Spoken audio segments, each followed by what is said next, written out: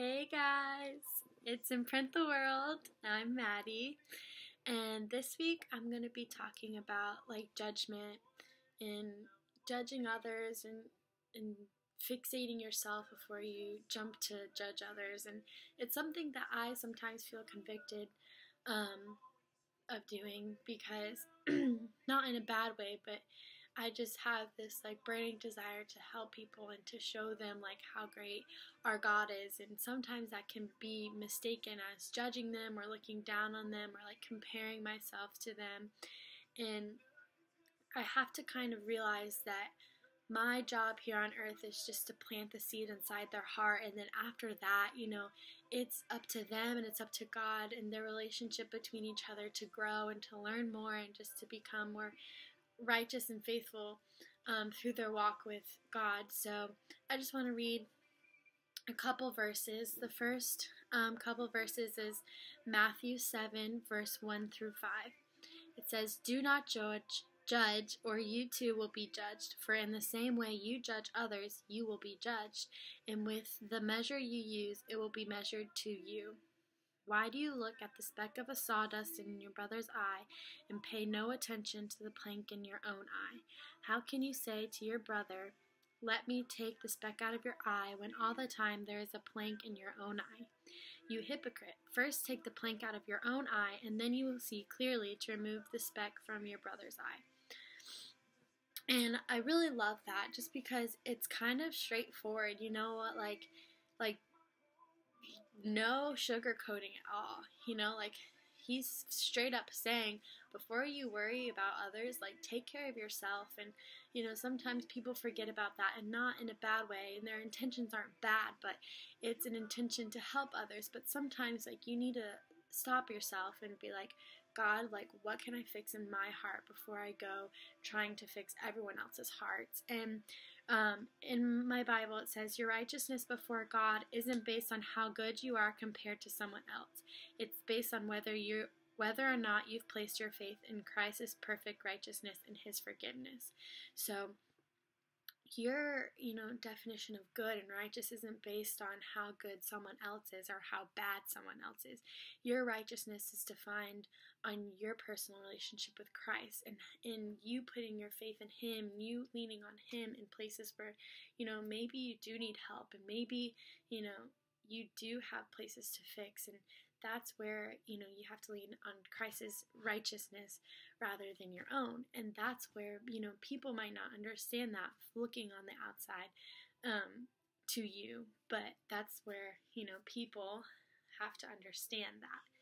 That was kind of confusing, but point of the story is each person has a specific call and relationship with God, and that's their it's their personal relationship, and that's not for anybody else to be involved in or to judge or to look upon or to compare to their own. And as I said before, sometimes I get so caught up in the fact of helping them be so filled with Jesus and so on fire with the Lord that I forget that sometimes it can come off as judging. And sometimes I need to worry about my heart being on fire for the Lord, and about my heart being fixed on God and not on others. And I need to know that they grow with their relationship in their own time as I grow in my relationship in my own time. And that's just really, it's a struggle for me because I just want to help people so bad, but I just have to remember that I have to help myself, and by doing that, that's righteous and that's faithful because I'm just worrying about me and my relationship with God, and that's right. You know what I mean? So another verse that I saw that kind of encouraged me was Matthew 13, 31 to 32. It says, he told them another parable. The kingdom of heaven is like a mustard seed, which a man took and planted in his field. Though it is the smallest of all your seeds, yet when it grows, it is the largest of garden plants and becomes a tree, so that the birds of the air can come and perch in its branches. So in this little parable that Jesus has said to the people, it's saying that the kingdom of heaven is a mustard seed, and a mustard seed is the smallest seed that you could ever plant, and when you plant that, it can grow to be something greater than you can imagine. So learning that our job here on earth is to plant that tiny little mustard seed, and that's all you have to do. And then after that, God takes his role, and he flourishes that little tiny seed into a huge masterpiece. And we just have to remember that our job as servants for him, and trying to broaden his kingdom, is all we have to do is plant that seed into one person. And we could be feeling like no one else in the world knows Christ, like I feel so alone. But as long as we plant that seed into one person, God is going to come into their life and flourish that seed into a great, beautiful portrait. And then that is where, the process of that is that person and their God relationship and their growth and their personal business. And we just have to realize that all our responsibility is to plant the seed, and then from there on out, it's their relationship with God. And the struggles that they have doesn't mean that they're unworthy or unrighteous, but it just means that they're going to figure it out with their God, and they have personal growth, and it may be different than mine, but that's okay, because none of us are better than anybody else, but we are only good from Christ, and we are only righteous from Christ. So as long as we put our faith into Christ, we are righteous and we are good. So I just encourage you guys to take a look inside your own heart and fix your own issues and your own struggles, whatever. Fix your own whatever's going on in your life. Go to God and to you and fix it out personally. And when it comes to others, that all you have to do is plant the seed and introduce them to Christ, and their heart will be open to him.